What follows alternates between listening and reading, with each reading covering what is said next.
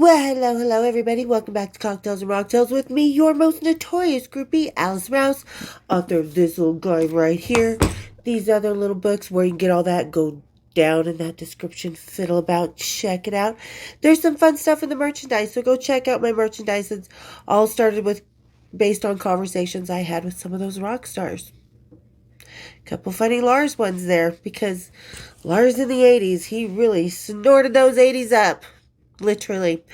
All right, and as usual, I always like to start. Is so thankful for everybody here, for all the kindness, for all the new people, new part of the family, everybody that is here. I just can never, ever be so thankful, so appreciative, just so in awe that people are having fun with me. Just truly, truly thank you so, so much.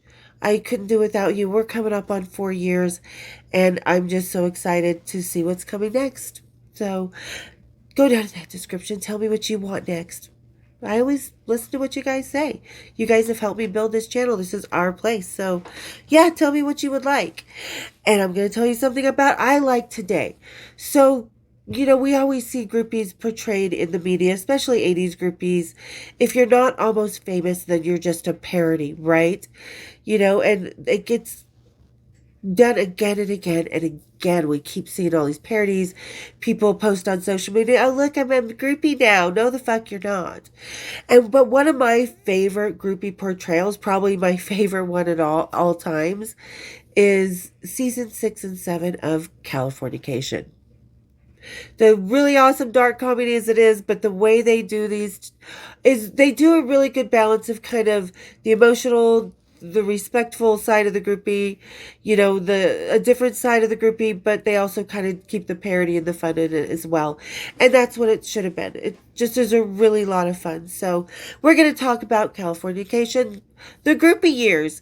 And and I wish I would have had this last episode, because if you know, you know, our locals.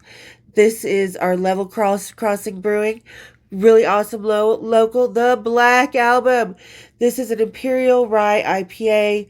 Ooh, it's a 9%er. Holy shit. I'll be an easy date after this. It's for damn sure. Good thing there's a band coming in town this weekend. Anywho, yep, the Black Album by our locals. Level Crossing. This is a limited one that I've been wanting to try, and every time I try and get to it, they're out. So I was so excited to see it at the liquor store and was able to pick a few up. But all right, everybody, see if we got the black top. I love that because it's just all how appropriate. All right, everybody, kick up your feet, grab your Black Albums, and let's have a little cocktails and rocktails. Cheers. We're not saying cheers yet. Ooh, that pours very nicely. Look at that. Perfect. Perfect pour right there. All right, everybody. Cheers, big ears.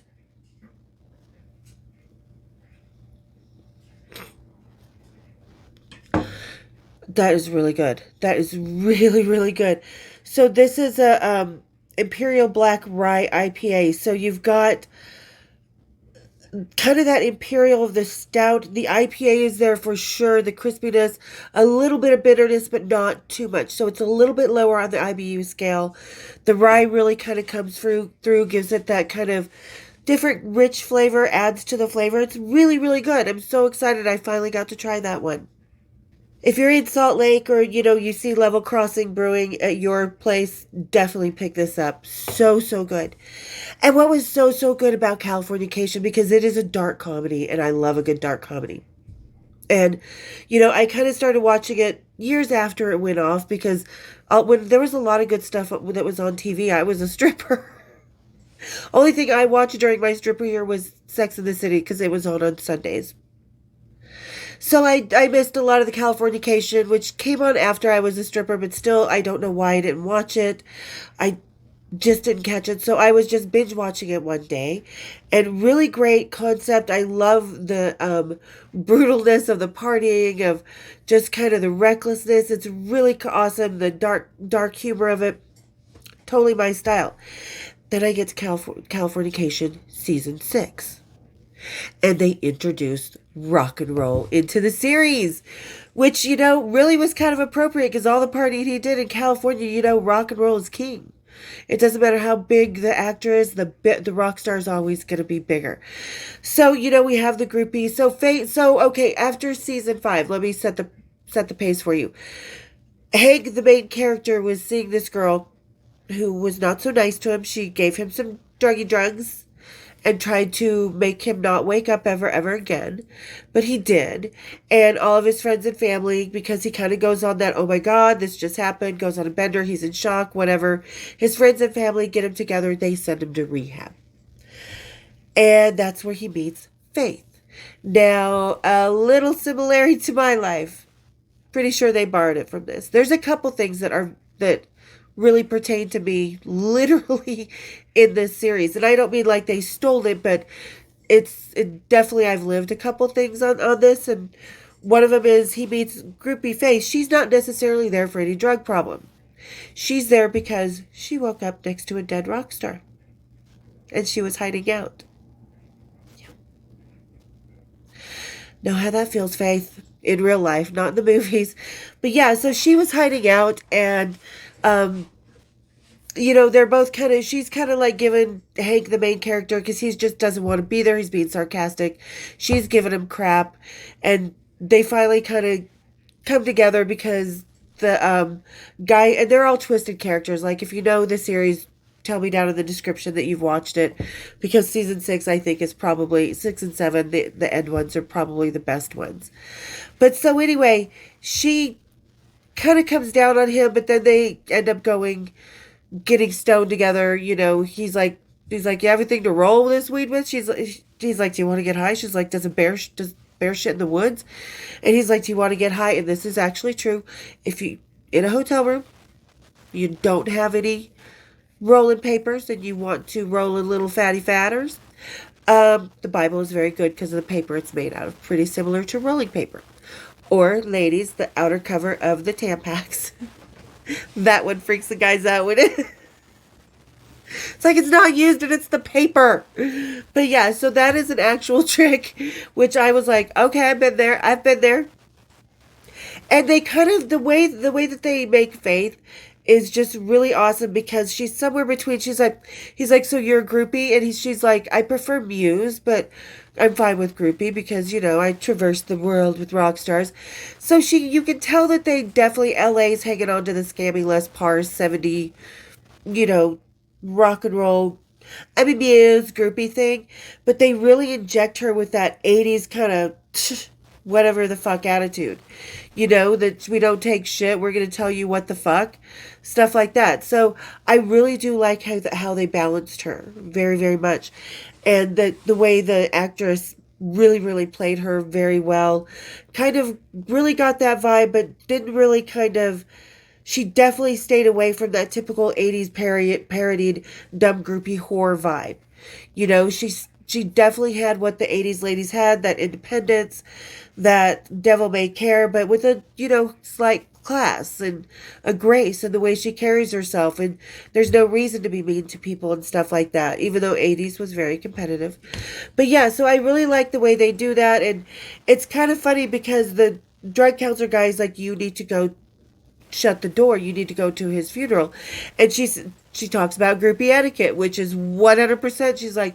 She's like, no, that'd be a serious breach of groupie etiquette. And she's like, besides, the person who shows up at the funeral alone, the woman who shows up at the funeral alone, was probably the one fucking the dead man. Not going to disagree with that. Not going to disagree with that at all. So they end up going, and as they are walking, here comes the second relevant part of my actual real life. A lot of women's real lives, actually. As they go to it's filmed in the Forever Hollywood Cemetery, and they've got all the, it's the parody side, that they've got all the red carpet up, and you can't let anybody in. I'm sure they had this like at Lemmy's funeral or Johnny Ramone's or whatever. That it is a closed off thing, but there's two people that get introduced into the series, which one of them, like I said, is incredibly relevant to my life, was Steve Jones of the Sex Pistols is playing Kroll, who is the band's longtime roadie, tour manager, security guard, whatever. And he really kind of plays this moment off very, very well because he's like, oh, Faith, he's like, you're not supposed to be here. And he's like, but then he also feels sympathy for her. So he ends up giving her a backstage pass, but tells Hank, no, you gotta stay here. He's like, fuck you. Hank's like, oh, okay. But what really fucking. The next character that is introduced into this last two seasons, that all they do is they call her the Widow. And no, she was Tony. Sebastian Bach plays the guitar player that's at in the funeral, the dead guy that Faith woke up next to. And the Widow is probably the most brilliant fucking female character I have ever seen in my life. She fucking, whoever played her and whoever put that personality, I know I can't remember her name. I looked her up, but I just can't remember. But she played her to a fucking beyond T. Like she walks on the plane. There's another scene where she walks onto the plane. And she's like, oh, well, okay, let me tell you about. So the funeral, she's like, Faith is walking around and Hank kind of wandered in on the side, whatever, because he was talking. Faith went to go find, Tony or whoever to try and get the necklace because she was trying to get a necklace back out of the casket that Tony promised her. This is yours forever, and she forgot it out. She always wore it, but she forgot it out of the hotel room that morning, which I can see you're a little preoccupied when you wake up next to a dead rock star. Any dead person. But so the Widow comes along and she's just drunk, just falling through the cemetery, hits on Hank, and she's like, oh, come on, let me blow ya. She's just, oh my God, I fucking love this character. She is the most brilliant part. She steals every scene she's in. I mean, and it just, there's so much fun and debauchery, and they don't treat the debauchery like it's so horrible, so bad. And the Widow's trying to, with Hank, and then all of a sudden, here comes Faith. And he's like, oh shit, and from behind the tombstone becomes the rock star Widow. And she just looks over, she's like, you! I know you. She's like, Faith is on dog's name. And she doesn't know the groupie's name. And there becomes this little fight because the Widow and the groupie are face to face, which never happens. We live very, very parallel lives. We're not out there when she's out there, and they're not, we're just very parallel lives. So we have this moment where the groupie and the woman at home are just face to face, and she's kind of like, you! And she's drunk and she's fighting and she doesn't know the girl's name. She's like, you think he wrote the song Faith about you?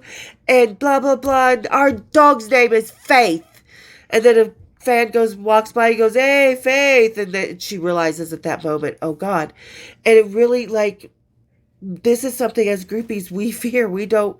And I was always very, very careful. If there was someone at home and I knew it, it's a big no for me. That's why I walked out on James Hetfield the night I met him. Girlfriend and blowjobs only were kind of like, I'm out the door. We'll see you later. Because, don't tell me you have someone at home. I'm not doing that. I'm going to choose the woman that I want to be. But so they go through the funeral and all this stuff. And then, Hank, the lead singer of the band, Atticus Finch, wants him to write a song with him. So he's summons him to the rock and roll plane, right? Because he's getting ready to go out of town. And of course, Steve's on there as Kroll, Steve Jones.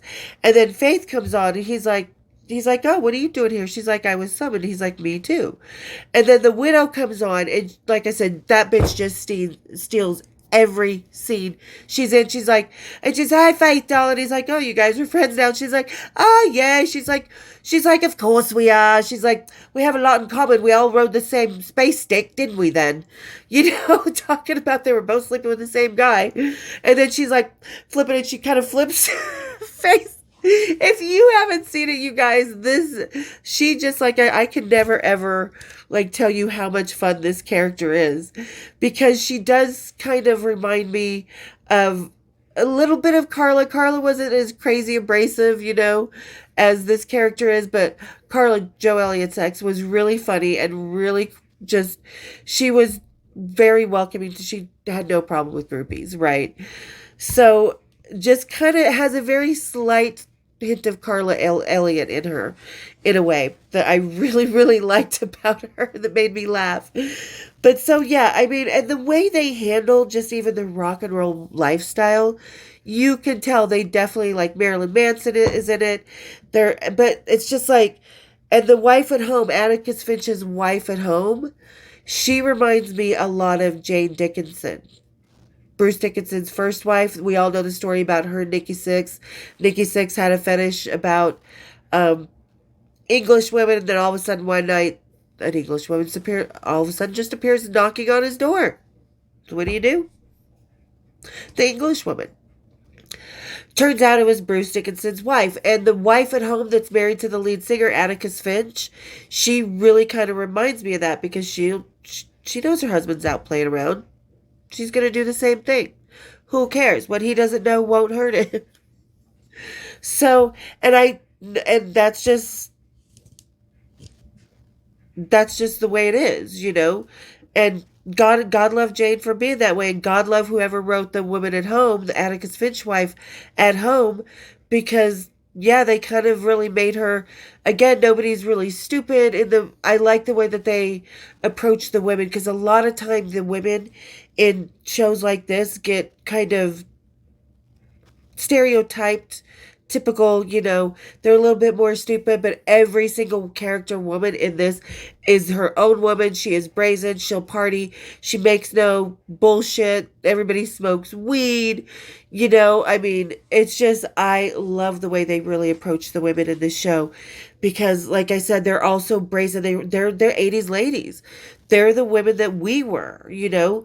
We had no qualms about, oh yeah, I went out with this guy, oh yeah, my sex life is a little kinky, or oh yeah, I partied hard, I did these drugs, whatever. We were very, very open about the things we did, because for the first time in history, women could be.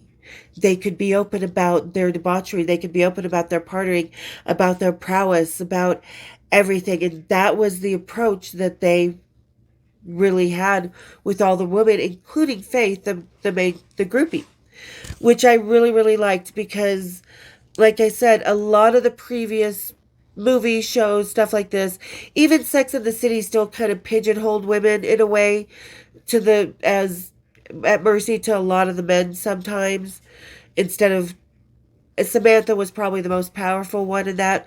And this is like a bunch of Samanthas, but on the fucking rock and roll edge. And you know, Steve, I've seen him act in a couple other things. What is it? Three Dogs Playing Poker and Lipstick. He was doing around the time I was seeing him, so I obviously, you know, out of curiosity, watched him because this is a friend.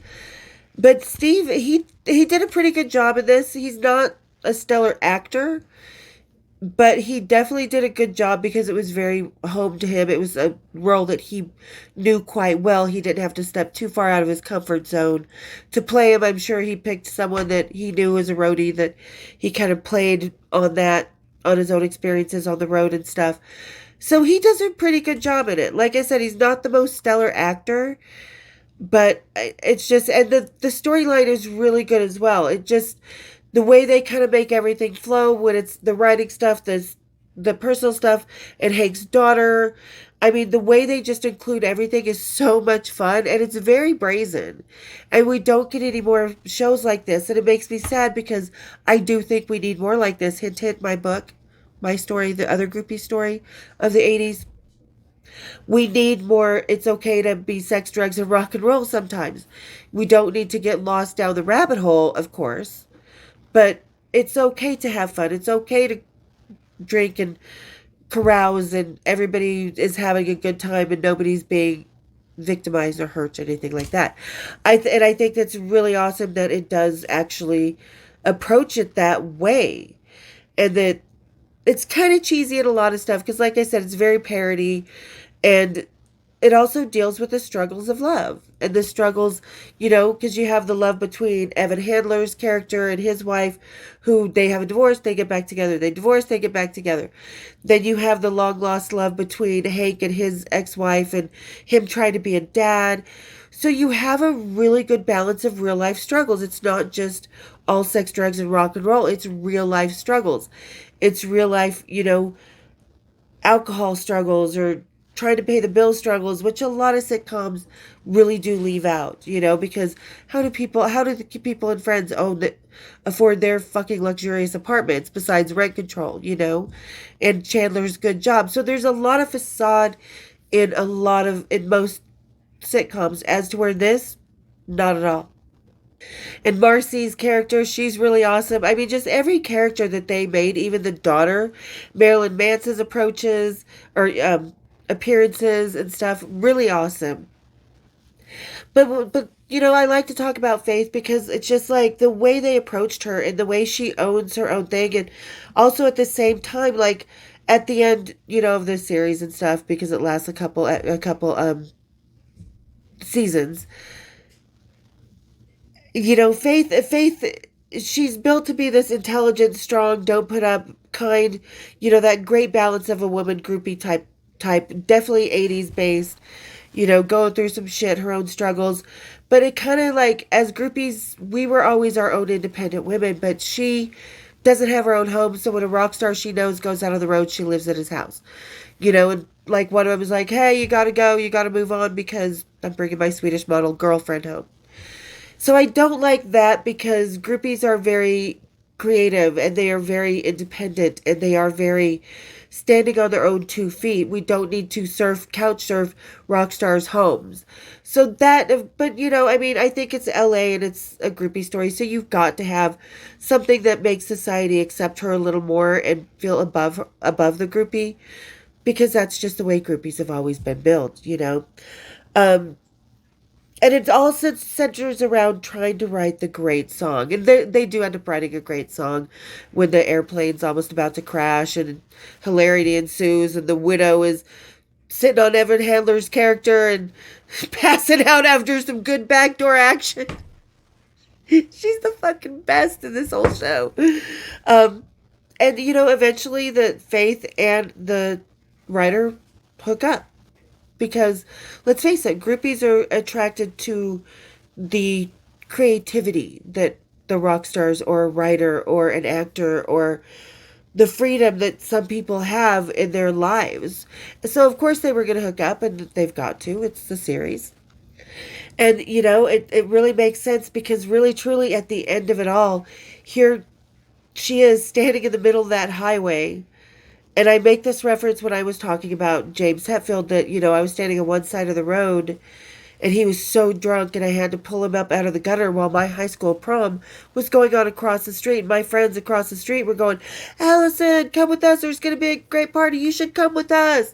And I'm looking at James, and right then Paul, one of their longtime former crew members now, they're all quitting. But he was like, I'm here to help you. He's like, I've got you, girl. And I was just like, I chose this side of the road. So it really made sense. Like, it really definitely brought some nostalgia out on me, because one of the last scenes is, Faith is on the tour bus and she's like, well, this is the only life I know. And Atticus is like, I can offer you a mildly decent sized, not so decent sized wee, and, occasional jewelry and flights around the world and stuff. And she's like, okay, I'll test it out. But it kind of really, where Hank is out on the road with him too, and he's like, you know what, this lifestyle's not for me. He's like, I need to go back to my ex-wife, the mother of my child, the love of my life, because that's the whole struggle of the whole series, the whole center of the whole series. So he ends up getting on, there's a bike that's just mysteriously tucked into the bus or the crew or whatever's on the back. It's somehow on tour with him.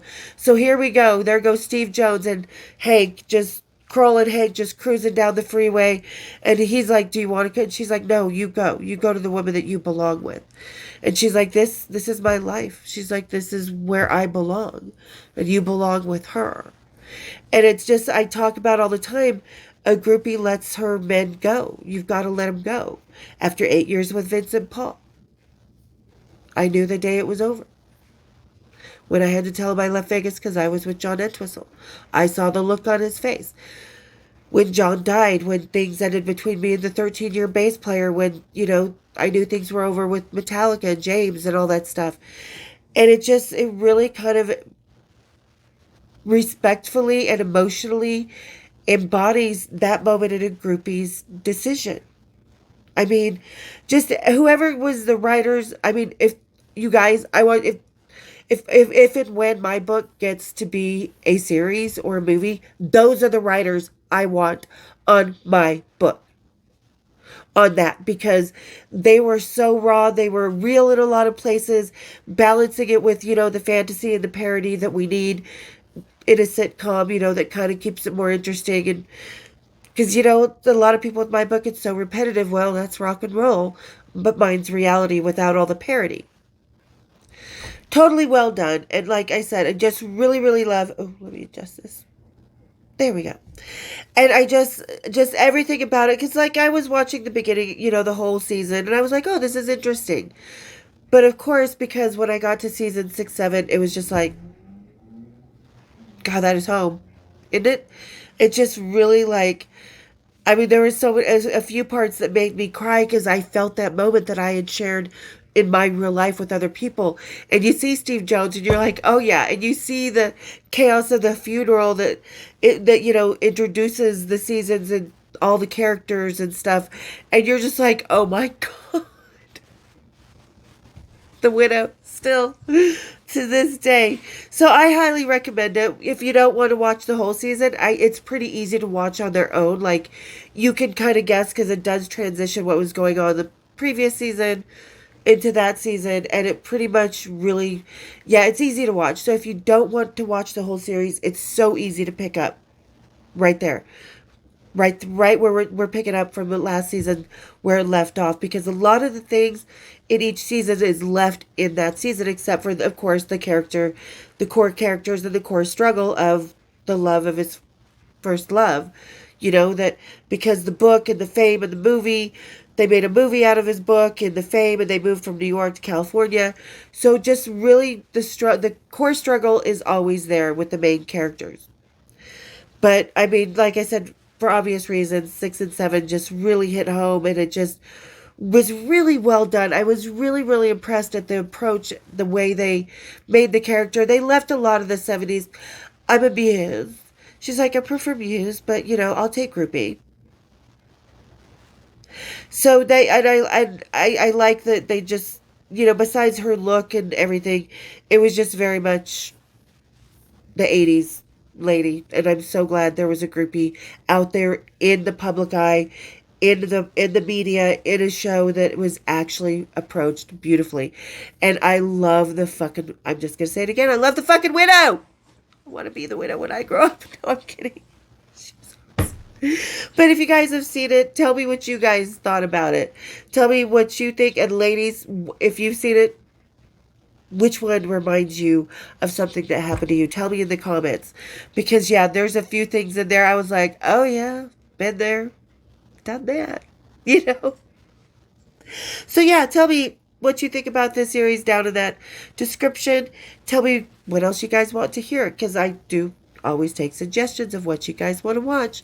I just like to talk about things I like to talk about, and we all actually generally have them in common, which is awesome. So tell me, you guys, what you thought about Californication, what you thought about the characters and everything in season 6 and 7, if how much it made sense to your life, because it does. Just exciting, and it just really awesome. And as always, wrapping it up, thank you so much to everybody for being here, for getting to the end of the videos, for really just enjoying all the everything and suggesting and telling me your favorite bands and the rock stars you want to hear about. Keep it going, because I love hearing it, and I am getting to Marianne Faithfull pretty soon. It's just so hard to really kind of find anything outside of Mick Jagger's girlfriend, and we all know she was much more than that. So I'm trying to perfect that episode. So that is coming. Any question, I'm going to do another Q&A, so put any questions down there. I will save them for the next Q&A. And as always, just appreciate everybody here. Thank you so, so much for just having fun, for making this amazing family. And if you're just lingering about, I always tell you, if you're just visiting us, become part of the family. We're badass here. It's a cool place where the rest of the world and its problems can stay the fuck out of our faces. We've had enough, So hit that subscribe, hit the share. Let's keep building this channel because you guys have done such an amazing job at growing the channel with me and for me and just sharing and getting the world out there. So thank you, thank you, thank you. Let's keep doing it. So hit the subscribe, hit the share, and hit my bells. And we'll see you next time on Cocktails and Rocktails. Cheers, beginners.